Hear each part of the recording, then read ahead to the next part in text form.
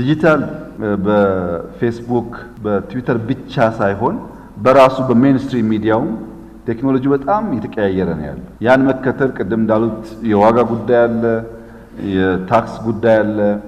በአገር ውስጥ በቀላሉ ባለመገኘቱ ምክንያት የስራዎቻችን ኳሊቲ ከሳውንድ ሲስተም ጀምሮ ያነሰ የሚሆንባቸው ጊዜዎች አሉ። ያን ለመፍታት መጀመሪያ የሜንስትሪሙን ማዘመን ላይ ሙከራ ተደርገዋል።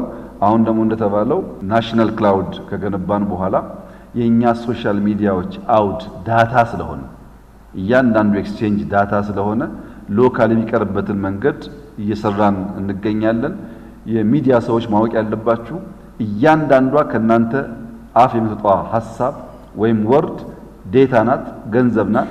ያ ገንዘብ ሌላ ቦታ የሚቆይ ከሆነ ሌላ ቦታ የሚኖር ከሆነ ለዛኛው ሀገር ጥቅም ይሆናል፣ ለኛ ጥቅም አይኖር። ለምሳሌ ቴክኖሎጂ ለኛ ፍላጎት መገልገል ካልቻል ሄዶ በልጆቻችን ላይ ጉዳት ሊያመጣ ይችላልና ቴክኖሎጂ መገልገል ያስፈልጋል። ነፃነትንና ሕግን አጣምሮ ማክበር ያስፈልጋል።